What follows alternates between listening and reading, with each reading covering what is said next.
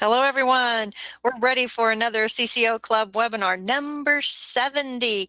This is where we take questions from our CCO Club and address them more formally, or if someone asks a question and we want to do a webinar so that we can explain the answer to multiple people, create a video, and then we transcribe it, and then we write CEU questions for it, submit it for CEUs, and then put it in the club from our CCO Club members. And we have CCO Club members that are students, as well as people just looking at the career as an option, as well as graduates from other institutions besides us. And we have new coders and experienced coders and subject matter experts all in this wonderful club. It's a lot of fun. And tonight we have a good subject. It actually was a question that we're going to address the question at the end. And I'm going to give you a lead up to a lot of information that is more than the question asked for, but I just thought it's a good idea to learn the behind the scenes. We're going to talk about coding colonoscopies tonight, and we're going to talk about the ICD-10 and the CPT codes, as well as some HCPCS codes in there. We also did in our Q&A webinar, I believe it was last month, it might have been the month before, where we did a little bit on coding colonoscopies. So you can also in the club go search that out, and it's much shorter of an explanation. It's less than 5 minutes, but it's got some good graphics on tables with the codes that are commonly used for colonoscopies in there, which also would be beneficial for you to go through. Don't forget, the advantages of being in the club is that you do get CEUs. Videos like this and lectures are turned into CEUs, and we try to package them together into more than just one at a time, maybe 3, 5, 10, 20. We even have large CEU packages, which would say be for a course that we offer. In addition, the club, like I said, you ask questions and we all come together as a team to answer those questions. But the real advantage, I think, is having access to this education that ultimately is put into the club. It's not really free because you're paying a club membership, which is, I believe, $19.95 or $20 or under $20. And then you get access to all the CEUs that we have. And those are lectures that have been transcribed, which you get access to. If you're watching this on one of the other social medias, you don't get access to that, as well as the slide deck and the CEU questions. If you want to know more about the CCO Club, it's really easy to find, because all you need to do is go to cco.us/club, and I like doing that. We're going to talk about, again, colonoscopy. So I found this great graphic. You got to be careful about what graphics you use, because some of them are not ones that you can reproduce, some for education and so on and so forth. But what I saw on some graphics that I really liked was the arrows. So I added these arrows. And for our students that are here tonight, you need to memorize these. We're going to start at the bottom and we're going to go all the way around to the end of the large intestine. It's important that you know this anatomy, because certain codes are limited to how far you go with a colonoscopy. Very important to understand that. And the code spells it out, but if you don't know the difference between the colon and the sigmoid colon, then you're not going to be able to get the proper code. So let's start at the rectum and we move up into the sigmoid colon, and there is an area that is this called a sigmoid junction, ultimately is what it is, and that is right here. okay? And then you go up and it goes to the descending colon, which makes sense. You're descending up. So think of either going up an elevator or going up a stairway. You're descending up. Then the transverse, which makes sense also because it's transverse, right? Across. And this is the, oh, you know what? I've made a mistake. This is the ascending, and there's the ascending and the descending, but this is the descending. Over here's the ascending. And then actually you don't see it here, but this breaks off and gets into the small intestine. But they don't really go into the small intestine when we're doing a colonoscopy. That a lot of times, if they're going to do that, they go down through the stomach and through the pyloric sphincter. So the anatomy, no, rectum, sigmoid, descending, and transverse colons. Now, I want to go over some of the diagnoses that are commonly used for colonoscopies. These are the diagnoses that are usually given when they find something, and maybe a reason why they're doing a colonoscopy. If a person has one of these diagnoses before they go into the colonoscopy, then it's not going to be a screening colonoscopy. Most likely it will be a diagnostic, because they know there's an issue, and therefore they're going to go in and look and see if there's any other diagnoses that need to be done. Unlike a screening diagnosis, we have no reason to go in except for preventative medicine, or just a follow-up to see if there's any changes. That would be a screening, and we'll talk about that in a minute. These are diagnoses that are diseases very commonly associated with colonoscopies. The first one, polyps. Now, this is colonic polyps, meaning it's just a polyp of the colon. That's K35, excuse me, I'm inverting the numbers, K63.5. And if you don't understand what that is, it just means that there's a polyp, a little extra tissue. And they will usually always remove polyps because they can turn into cancerous tissue. I'm not saying most of the time they're not, but they will go and remove them, and they're classified as polyps until they get sent off and are checked by pathology. And then pathology says, yes, they're a polyp versus a type of cancer. Ulcerative colitis. Now, there's more than one colitis, but ulcerative colitis is K51.90, and there are different versions of this code that can be used. This one is the first one as you look down on your tabular list, unspecified and without complications. When it's unspecified, it's meaning it's not telling you where it is in the lower intestine or the large intestine. And without complications, you can have specificity of location and still be without complications, or you're going to have codes that say it's in the sigmoid with complications, and it lists the different complications. So there's a lot of K51 codes. Let's see, and again, these usually are, if it's ulcerative colitis, then it's going to happen in the colon and the rectum.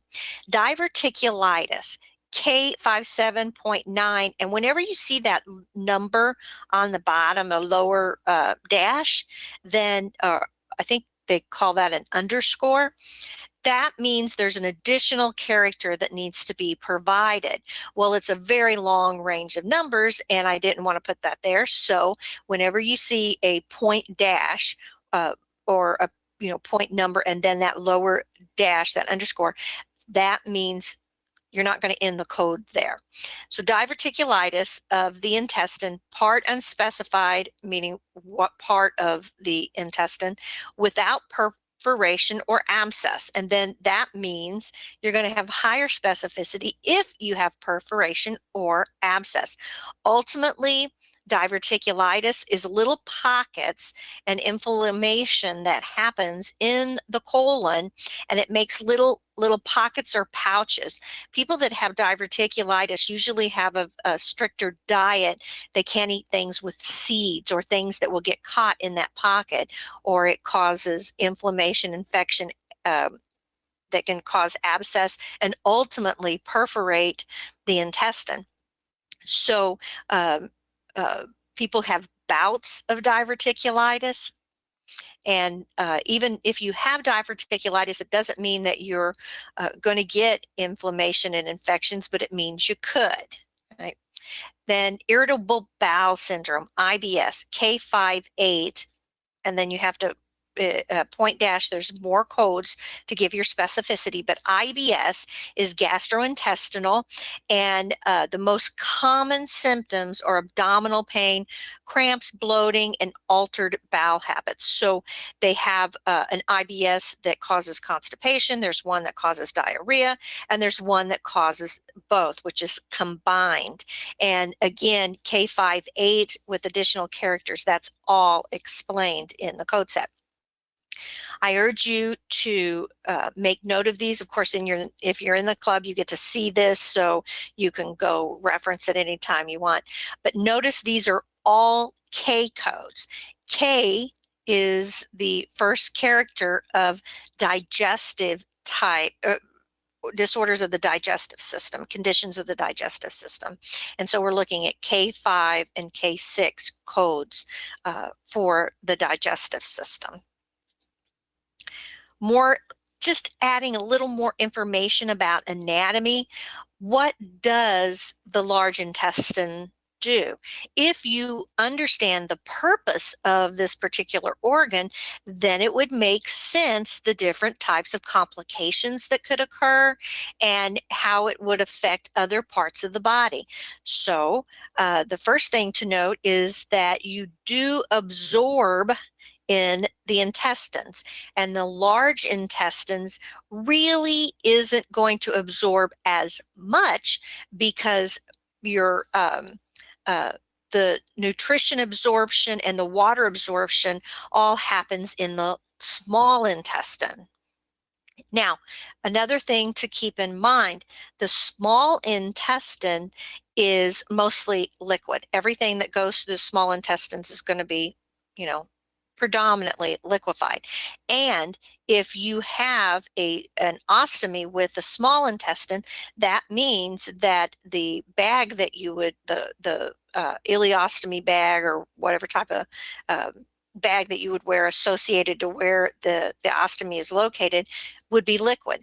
But if you have an ostomy in the large intestine, it would be solid.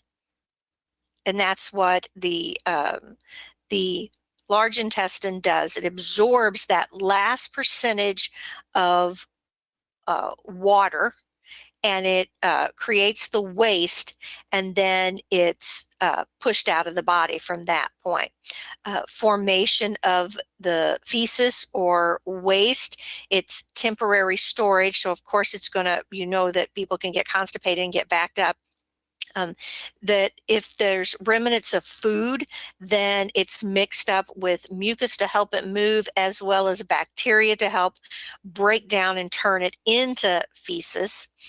And then bacterial fermentation, this is just a way to digest and break down the waste. Maintaining the bacteria in the gut. Okay, there is a lot of type of bacteria, and it's good bacteria. Now, can bad bacteria be introduced? Absolutely it can. And that's where you have people that have trouble with things like malaria and other, they get like from a mosquito bite, and then it ingests something, and then it goes in through the bloodstream, and there's several types of diseases that causes severe diarrhea ultimately, and a lot of people die from that, the side effects of it, because it causes high fever, and ultimately they get so dehydrated the body can't keep going. So good bacteria, of course, 500 good bacteria and you throw in one bad, like E. coli, you can get in trouble real fast.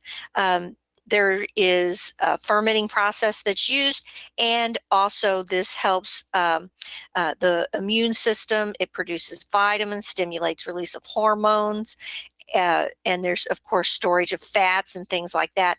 So even the intestinal tract plays a huge part in the rest of the function of the body. It's important to just kind of be aware of that. Now let's talk about the difference between when a screening is done and a diagnostic procedure is done. That video that I mentioned before at the beginning, this is what most of that video was about. What's the difference between a screening and a diagnostic colonoscopy? How do I know when to use one and the other? What happens if a screening is turned into a diagnostic? That's ultimately what the question was that we addressed. I wanted to break it down into the payers. And note, as always, all the reference links that I used are at the end of the slide deck. So when you're in the club, you get access to those. If your patient is commercial insurance or Medicaid, you would most likely, your starting point for your code is going to be 45378. Now, we used the BAT technique. This is how you're going to set up your code. So if you happen to have your CPT manual in front of you and you turn in the tabular to 45378, I want you to reproduce this. You're going to underline flexible and diagnostic in this code description, because those are the two things that you want to leap off the page at you. And that will be in the definition of the procedure that's being done in the procedure report or the op report. So of course, we're doing a colonoscopy.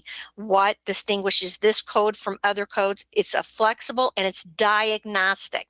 And then you're going to highlight everything after the semicolon, because that's going to also further differentiate this code from the next code above it and below it. So again, diagnostic, it's including collection of specimens, meaning it doesn't matter how many are caught or captured or removed, by brushing or washing. That's very important, because this is the basic way they do it, just to go in and do like a scrape. But if they're going to remove polyps, this is not the necessarily could be the right code for you to use. So brushing or washing when performed, separate procedures. So that tells you that this is the base code for the colonoscopy, but if they remove anything, then you're going to be using another code in addition. If you're got a Medicare patient, then you have two HCPCS codes, G0105 and G0121.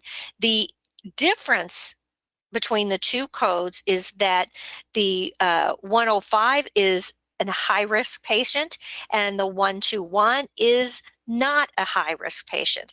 I didn't go in depth about what differentiates the high risk from the non-high risk, because we actually did that in the other video, so you can reference that. If something is removed, so we did an endoscopic report and you did a diagnostic or therapeutic procedure in addition to the colonoscopy, because really the colonoscopy is just visualizing the inside of the large intestine, right? And then if you remove anything or do any procedures while you're in there, then you're going to have to explain what you did. I just pulled the beginning and the end of this range. Notice, oh, I think I left the 4 off. Please excuse me. That is a 4. In fact, I'll change that at the end. 45379 through 45392. All right, which notice I have them down here. 45379, colonoscopy, flexible, with removal of foreign bodies, plural, one or more. What did we do? We highlighted everything after the semicolon. So all of these are flexible colonoscopies, and what differentiates the codes is what's after the semicolon. So at the end of the range, notice 45392, colonoscopy flexible, with transenscopic ultrasound guided intramural or transmural fine needle aspiration or biopsy. Now underline that because that differentiates that code from the one above it. And then it goes on to say includes the endoscopic ultrasound, the exam, and what's being examined, the rectum, sigmoid, descending, transverse, or ascending colon, and cecum. Okay, cecum is getting into the small intestine and adjacent structures. So therefore, that is like really going in and looking around in depthly and removing something via fine needle aspiration or biopsy. And I didn't list all of these because, again, this is just a launching point to give you an idea of the codes that you would use. More diagnosis codes. Now, these diagnosis codes are Z codes. These codes are diagnosis ICD-10 codes, but they are not a disease. Those were the codes, the common ones that I showed you in the previous slide. These are codes that are going to be usually first listed codes, but the first one, of course, Z12.11, encounter for screening of malignant neoplasm of the colon. So why is the patient coming in? They don't have a diagnosis because this maybe is the first time they've ever had it done, or they have no signs or symptoms. So they're just going to go in and do the routine screening to see if there's anything happening. Colonoscopy, Z12.11.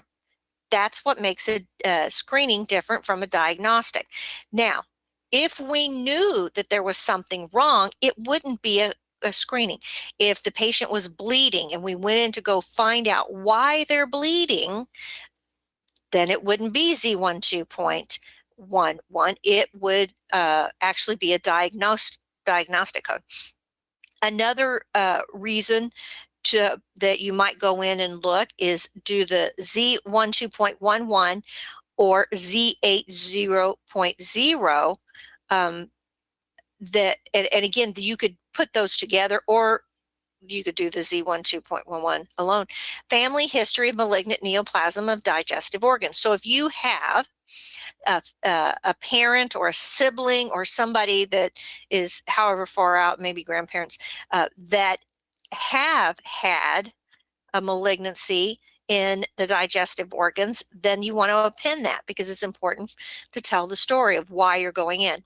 And then we have Z86.010. You actually have personal history of colonic polyps. That doesn't mean you have one right now, but you're going in to look because you have had them in the past and the provider said come back in a year or come back in 2 years. So again, we're doing a screening. Why are we doing a screening every year? Because you're a Z86.010 and that needs to be identified in the documentation, or the payer's not going to fork out the money for it because say you should only have them done every 3 years or every 5 years. That would be standard.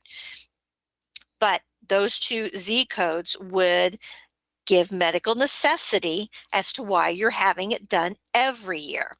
Now, some high risk codes that would indicate that, again, why are we doing the screening? Because a Medicare patient, they're high risk. Personal history of malignant neoplasms of the large intestine, and that notice is Z85.038. Then you have the personal history of neoplasm, and we've broken down the intestine, rectum, rectosigmoid junction, and anus, Z85.048. Family history of malignant neoplasm of digestive organs, Z80.0, and then that personal history code, which we've already covered, Z86.010. Using any of those codes is going to bump you up to being high risk. And again, medical necessity is met as to why you're having the procedure, even though it's a screening and not a diagnostic. Moving on. The modifier. The most common modifier that you're going to see with colonoscopies is a 33, preventative service. So ultimately, this means screening colonoscopy converted to a diagnostic or therapeutic. So they go in because you're supposed to have one when you turn 50. Okay, so they go in, this 50-year-old, and they see this image in the large intestine, and so it's no longer a screening because they're going to remove this. It becomes preventative service, but you always code for intent. So what were you going for? You weren't going for diagnostic. The procedure was started and the intent was a screening. However, they found something, so therefore we're going to go ahead and convert it by adding the 33 to let them know that it's being converted to a diagnostic, and then they remove that polyp, and then they'll have a path report.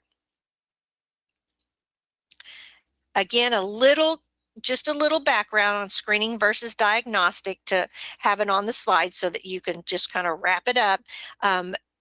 There are only the two types to describe, screening or diagnostic. And if you have to be sure that you use the modifier, or Medicare is not going to pay if it's converted from a screening to a diagnostic. And then also other insurance providers or insurance payers may have other little nuances that they want done, but for the most part, they follow whatever Medicare does because Medicare is the largest payer in the United States. Sometimes, though, there might be some out-of-pocket expenses for the patient if you're not Medicare. But the number one thing to understand is, what does your particular payer require? If the patient's Blue Cross Blue Shield, what do they want? Well, you need to find out before you bill. This was a great image of the different types of polyps. This is the actual question that came up in the club, and this is what prompted this particular club webinar. This person stated, I work for a GI providers who continually document colonoscopy advanced directly into the cecum. Prep was poor, however, they completed the procedure and do not terminate. Okay, stop right there. They went all the way to the cecum. So that means they went through the entire large intestine and are tapping into the small intestine. And you have to get past the sigmoid juncture before you can say that you did a full colonoscopy. If they did the procedure, even if it was poor prep, they completed the procedure, then you code it as you normally would. The only caveat to that is if they chose to make the patient come back, do another prep, and do it again, then it's going to be coded different. But if they actually got all the way to the cecum and then the patient says that they don't have to come back for a year, then you're going to code it as normal just because they couldn't see very good. They completed the procedure. So she went on to say, they go on to document they would like the patient to return in 1 year for a repeat colonoscopy with better prep.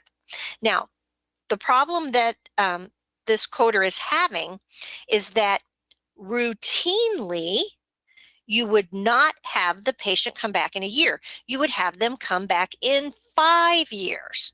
So you have to have some type of medical necessity or reason why you're making this patient come back in a year versus coming back next week and starting over with another prep.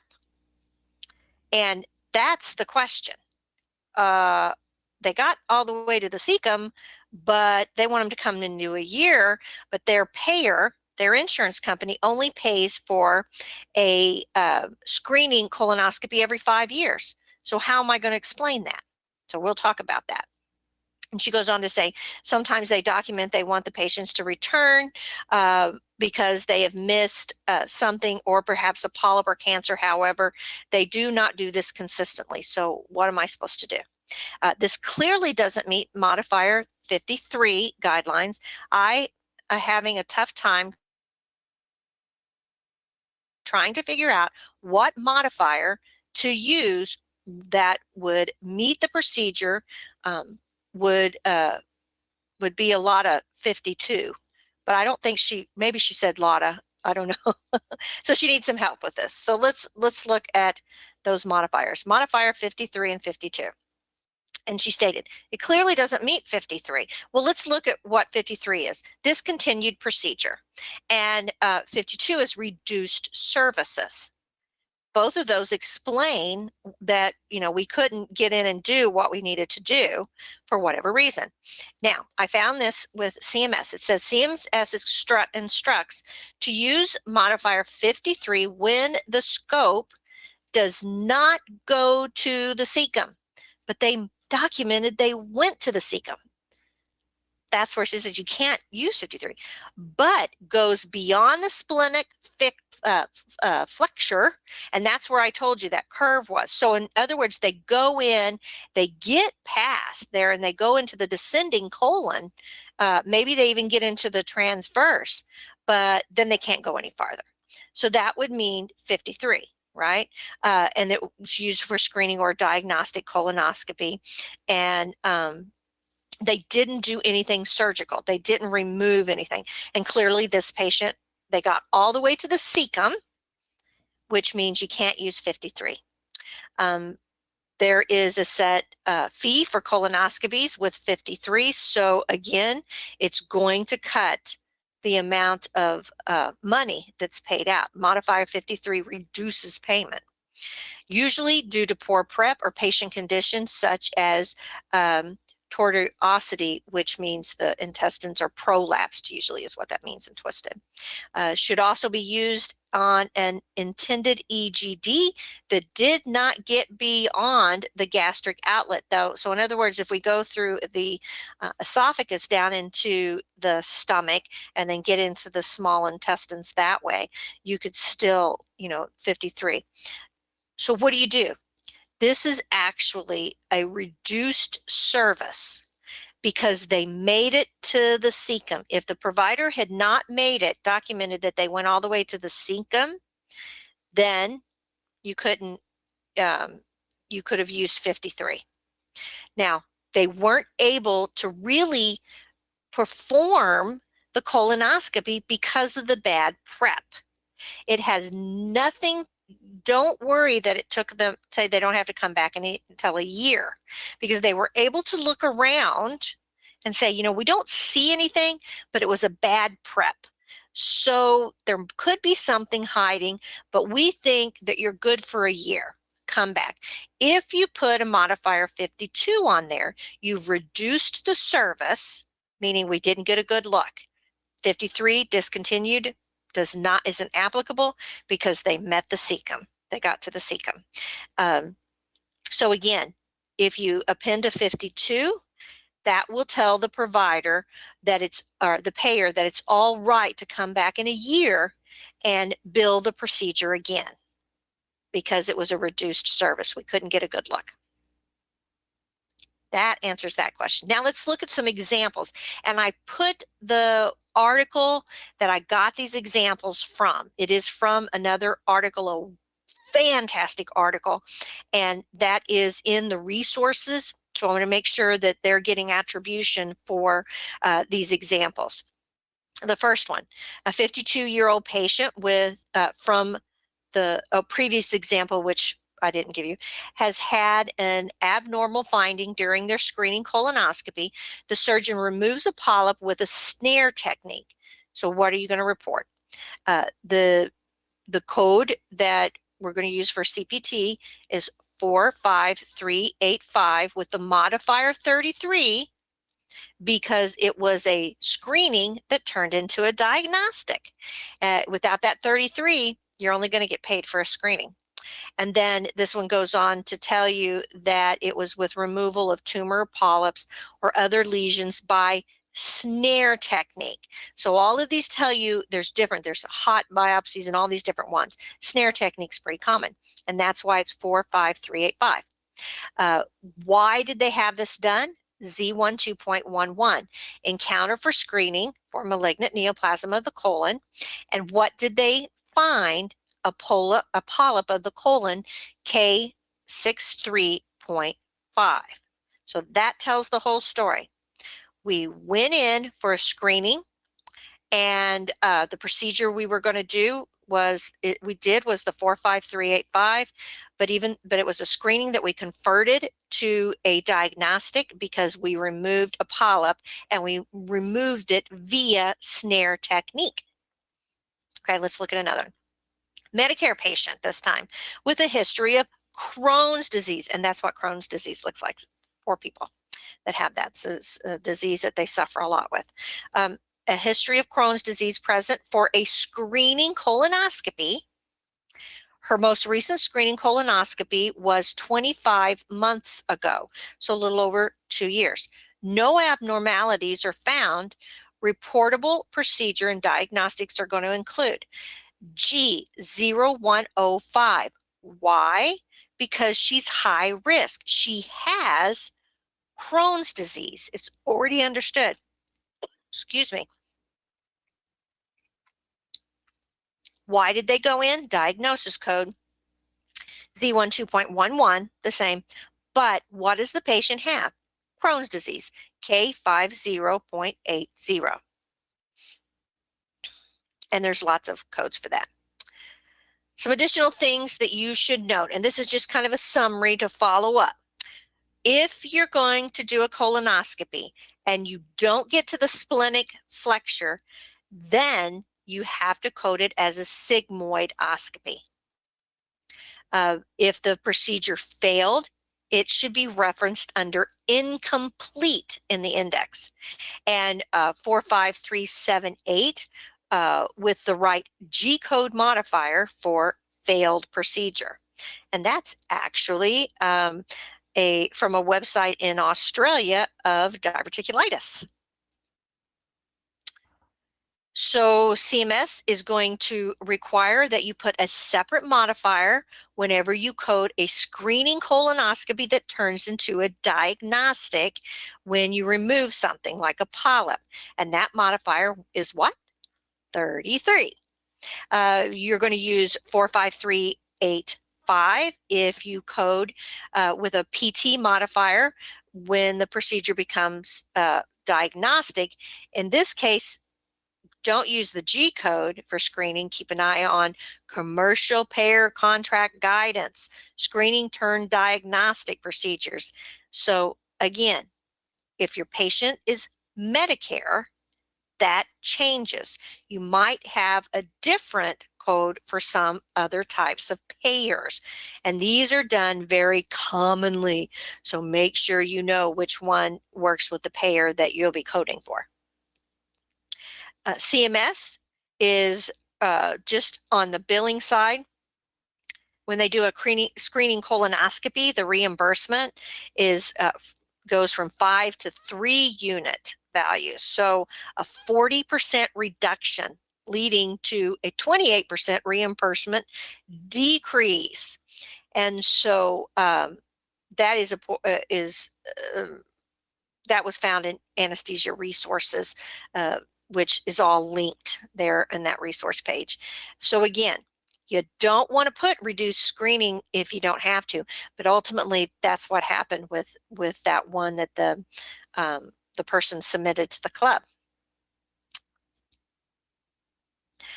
Also, if you go in for bleeding control, that's included in the biopsy. So let's say they go in, they do the snare technique, and then we have bleeding. And so this was from Stephanie Ellis. president of Ellis Medical Consulting, the procedure isn't separately billable unless the patient arrives at the center with a GI bleed as a reason why they went in and looked. So let's say they have GI bleed and you're able to tell that, whether they've got, coffee ground emesis or their stools are black and tarry. That tells you there's some blood in there somewhere. That would indicate they need to go in and scope you. With that, you would be going in for a diagnostic, not a screening. But if you went in and they removed a polyp, and let's say they have bleeding issues for whatever reason, and you have a hemorrhage or a bleed, that is all included in the biopsy. So however they stop that, you don't get to code for that bleed. It's just included in the code for the biopsy. But if they went in with not a screening, so they went in knowing that there was a bleed, they get paid for stopping the bleed. Okay, very important to know that, because that would be a good test question. And that's going to wrap us up. I'm going to look at some of the questions now that we got that came in. Telling us where you're from. Let's see. Whitney says, if the patient has IBS and Crohn's, do you code both? Yes, you do. Use both codes. You can code for as many as they have, because IBS, even though the signs and symptoms are similar to Crohn's, it is two distinctly different diseases. What if the patient had 2 colonoscopies 3 days apart? Are both billable? They also had an EGD the first time, but not the second. All you have to do is explain why they had to come back. Is it because they were bleeding? Then it would not be a screening the second time, right? Usually the second one is going to be diagnostic, not screening. And so that's all separate codes. And yes, they can do that. There's reasons why you would start out, do a procedure, you found something, and you're going to have to go in and do it again. Maybe you couldn't stabilize the patient. Maybe they did one and they started having complications, and so they brought them back, did another one, and this time and did an EGD as well. So absolutely, the codes will tell the story. Was it a reduced service, and so they had to go in and do another prep, and then they had to come back and do it again? Something like that. So yeah, absolutely possible. What if the patient is not Medicare, but is in their 20s who has a GI issue, so has to have a colonoscopy every 6 months? Then you just list what the issue is. So let's say it's Crohn's disease. Some people have really bad Crohn's disease, and then absolutely you just list that, and the payer may want more information. Maybe they have a malignancy and they need to go, and it's fast growing, and they have to go back in and take it, do the procedure again. But you can do it. Age doesn't matter. You just won't use a HCPCS code for high risk. How do you know an ulcer is a chronic or acute? The provider states that it is. There's no way to know if it's not stated. They tell you to default to acute, right, if it's not stated, but I would query if you don't know. Yeah. So if a patient is on Medicare, but say 25, and that's possible because they could have end-stage renal disease or something else, you can still use the same rules that apply to the older patient. Yes, because it's not based on age, it's based on who the payer is. So you have a 25-year-old that's high risk, then you're going to use the high risk G code. If you have a 25-year-old that's not high risk, that's just getting a screening because they have a family history, blah, blah, blah, whatever reason, it is the payer that tells you what you have to do, what codes you have to do, not their age. Sometimes people forget that you can be on Medicare at any age. I have seen a patient who had IBS, Crohn's, diverticulitis, and colitis. That would be that would I guess you'd be living. Well, you couldn't probably even eat rice because rice can have a tendency to get into diverticulitis. But I guess you'd live on chicken broth. It'd be very difficult. I know people that have Crohn's. I have people that have IBS. I know of people who have really bad diverticulitis, and that have different things, and it just their life can be miserable at times, but otherwise they can still have a good life. Let's see, they were both diagnostic both times, bleeding first time and more profuse bleeding the second time. They found hemorrhoids and possibly a malignancy the second time. Yes, so you are just coding for, of course, you would put all of that in there in the Z codes saying they're high risk and that it is diagnostic, and you would be using the G code. It's not based on age. Very good. Okay, so we did our questions in summary. You guys, these are awesome questions. Now, I want to remind you that, and there's the references that I used. I used quite a bit this time. You'll still get a copy of this if you're in the CCO Club. If you want more information about joining, real easy, just go to cco.us/club.